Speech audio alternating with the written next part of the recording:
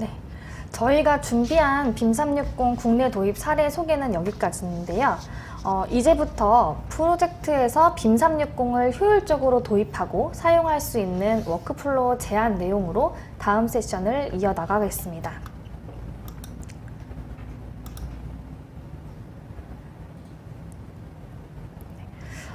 성공적인 빔 360 도입을 위해서는 사전의 협의가 필수로 필요한데요.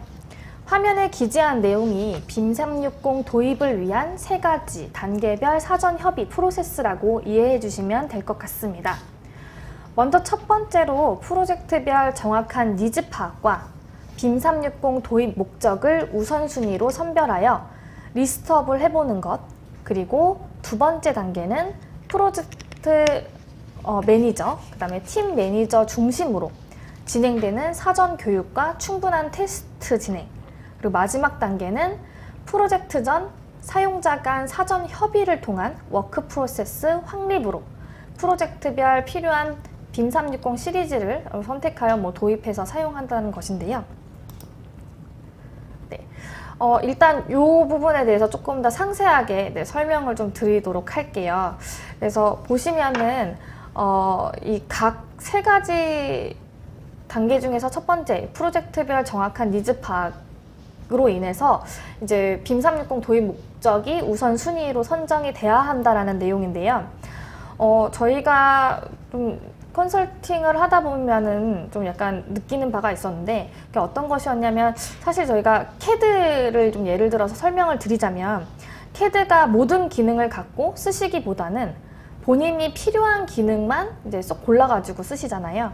빔 360도 그런 방식으로 접근을 해야 한다라고 말씀을 드리고 싶습니다. 그러니까 빔 360에 대한 모든 기능들을 사용을 하시는 것을 목적으로 하시는 것이 아니고, 바꾸고 싶은 프로세스에 대한 고민이 먼저 나오고, 거기에서 이제 빔 360의 기능을 어떻게 붙여서 진행을 할 것인지가 먼저 고려를 해야 한다는 것이죠. 두 번째는 빔 360의 담당 프로젝트 매니저와 팀 매니저의 사전 교육과 충분한 테스트로부터 시작돼야 된다는 점입니다.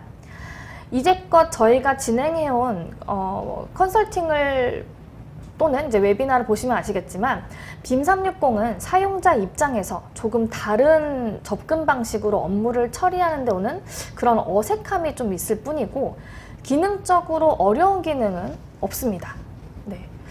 그런데도 담당자님들은 이제 빔 360의 사용자 교육을 굉장히 중요하게 생각하시는 경우가 있는데요.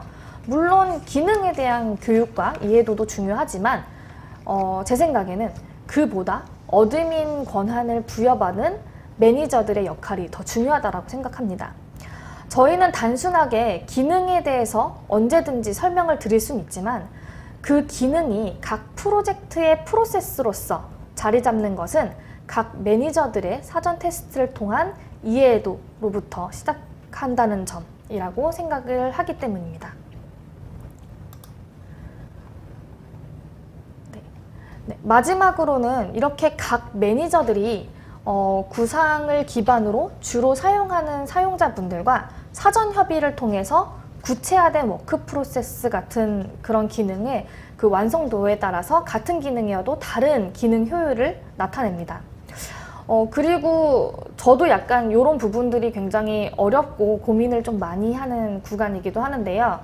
이렇게 단계별로 이제 나의 프로젝트에 어떤 부분이 필요한 부분이고, 그렇기 때문에 어떤 프로세스가 필요하고 그 프로세스를 빔 360에 반영해서 적용을 시키는지에 대한 것들이 일단 사전에 결정이 되면은 그 뒷부분에서 사용을 하시는 부분들은 이제 결국은 기능적인 부분이기 때문에 큰 문제가 되지 않거든요. 그래서 요 3가지 부분을 좀 이 자리에 빌어서 좀 강조를 해서 설명을 좀 드리고 싶어서 이런 장표를 좀 준비를 해봤습니다.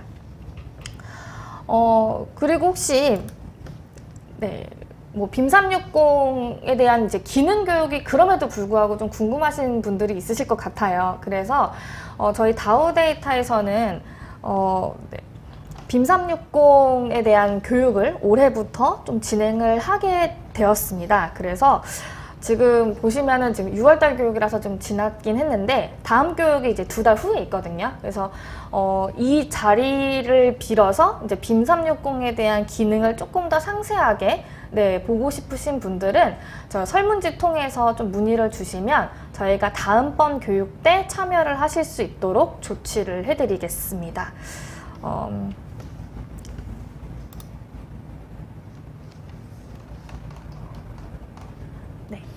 제가 준비한 마지막 장표입니다.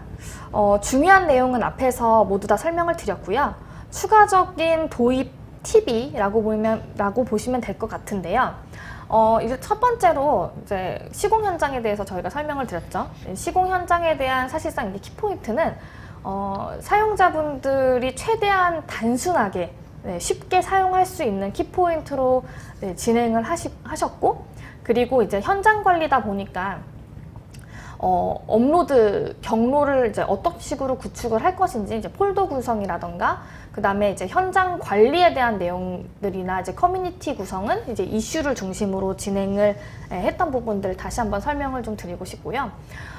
두 번째 워크플로우 제안에서는 이제 2D 설계랑 3D 모델링, 즉 이제 사무직 위주로 작업을 하시는 분들에 대해서 좀 설명을 드렸었는데, 요거 같은 경우에는 사실상 좀 심플하게 진행하고 싶어도 약간 도면 트리 구조라던가 이제 파일 유형별 폴더 트리 셋업 이런 것들이 좀 중요하기 때문에 뭐 너무 단순하게는 아마 불가능하시긴 하실 거예요. 이제 그래도 이제 내가 지금 주로 사용하는 이 그 작업 파일 유형이 2D DWG 파일인지 뭐 RVT 파일인지 이런 것들을 기반으로 해서 이 파일 트리를 셋업을 하시면 크게 문제 없이 사용하실 수 있을 것 같고요. 요런 도면 관리는 결국에는 이제 파일 유형이라던가 폴더 구조, 그 다음에 각 프로젝트별 또는 각 폴더별 접근 권한으로 도면을 관리를 하실 수가 있을 것 같습니다.